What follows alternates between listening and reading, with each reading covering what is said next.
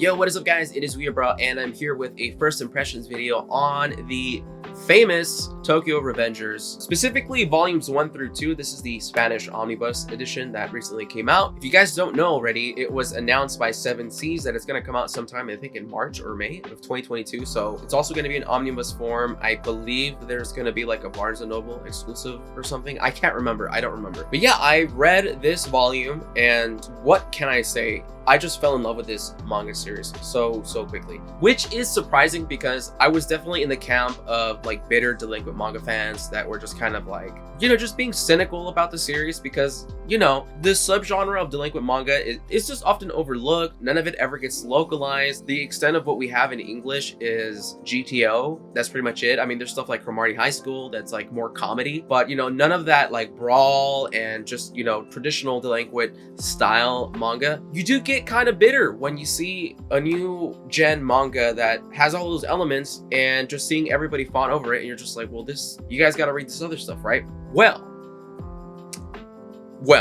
let me just say that as a delinquent manga fan, I fucking love this. I can definitely understand the bitterness, but it's just like, man, this is just good, dude. It just is. It has all the awesome like delinquent stuff. There's brawls. There's the characters were just awesome. The backstories were just like, I honestly loved it. Just like the super fucked up backstory. There's a lot of messed up stuff in this, like really graphic stuff. Probably my biggest reservation for it was the art style, and it's very feminine. You get the impression it seems like so wimpy. I like my delinquent mangas to have ugly, rugged characters, but those characters are still in this. That does not take away from you falling in love with them. At least for me, they sold me on the characters right away. Because I was like, this guy looks, I was like, he just looks so weird, and how can I think this guy's a badass, honestly? But dude, just reading through, I'm like, that guy's a badass. I love that guy. You know, immediately after finishing this first volume, I had the impulse of wanting to change my profile picture to Tokyo Revengers characters.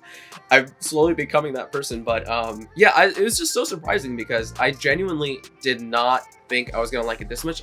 I suspected I was going to be wrong and in my low expectations, but not to this degree. And I think a big part of it too is the art style and how crisp and beautiful it is, especially in this giant big chungus edition by Norma. It's just gorgeous. I mean, this in itself is such a beautiful edition. It's got a reversible cover. It's got awesome colored pages, you know, a little fold out poster here, and of course the paper quality, so crisp. And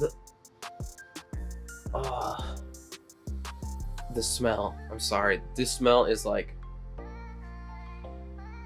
I love this edition. It's so nice. It definitely highlights a lot of the awesomeness in the art style, and it just blew me away, honestly. So interestingly enough, when they dropped this, they dropped the first 2 volumes of Omnibus, so essentially 4 volumes. They're just like, we know you guys love this so much, we're gonna drop the first couple volumes out. And I don't know when the 3rd volume is expected to release. I'm pretty sure it's gonna be a while. But damn, dude, I regret not getting the 2nd volume because it's out of stock now on Book Depository. You know, I grew up a delinquent, and I really love the genre, and now that I'm older and I've matured and I've, you know, grown out of that lifestyle, I do find myself often just thinking back to all those days, and there's so many crazy stories. It's always a joy to read delinquent manga and seeing reflections of that. It was such a big part of my life, and it means a lot to me. And like I mentioned, Tokyo Revengers it's no exception. It delivers on a lot of these joys that I get when I read, and it's just awesome. The characters, the brawls, and the hard upbringings, the harsh living conditions, backstories. It really is a lot of fun. As far as the main character goes, I think that's probably the biggest complaint. I've heard a lot of criticisms for the protagonist, and I could definitely see them, but there is a level of depth to him, I think, that is not currently, as of now, present in the first couple volumes here, but I definitely do find myself seeing an interesting side of him, because right now it's a little bit dry with him, without going into spoilers or anything. But I find myself being fascinated with the other characters more than the main character, but I don't necessarily see it being like a writing flaw. I think it's just the way the story's unfolding. I mean, I honestly don't know how it's going to unfold, you know. And I had watched the first episode of the anime too, and it was so boring to me. I just had no faith going into this manga. But I think the anime and the way it's paced, I don't know why it was worse for me in the anime.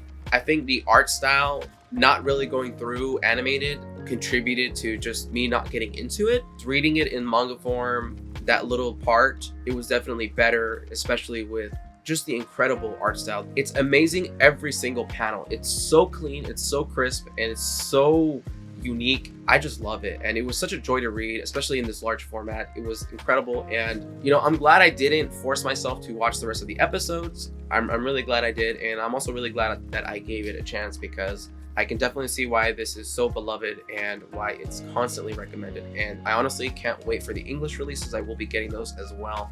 We gotta support our local publishers here. It definitely is important. We did ask for this manga for I don't know how long, and nobody was really doing it, and eventually Seven Seas did. So you know, it is vital that we see the success of this in the States, because it's going to teach them to listen to us, essentially. You know, hopefully Seven Seas will kind of give it somewhat good of a treatment the way Norma did in Spain. I'm just glad that Kodansha is not doing it, because Kodansha is just so, they pissed me off, honestly, with how often they just botch the quality on these great series. It's really unfortunate. I'm begging them to do something awesome with Tokyo Revengers, because that's gonna make the money, dude, and if it's nice, it's gonna definitely sell more. I guarantee that. And that is pretty much it for this video, guys. Just wanted to show you my first impressions of Tokyo Revengers. Hopefully this video wasn't too all over the place. I was just freestyling it, so hopefully it was digestible. But nonetheless, I did want to talk to you guys and share my experience reading Tokyo Revengers, because I really did enjoy it, and I can't wait to read more of it, and I definitely recommend it. Definitely go pre-order the Seven Seas release of it that is coming out next year. And that is pretty much it. I'll see you guys in the next video. Peace.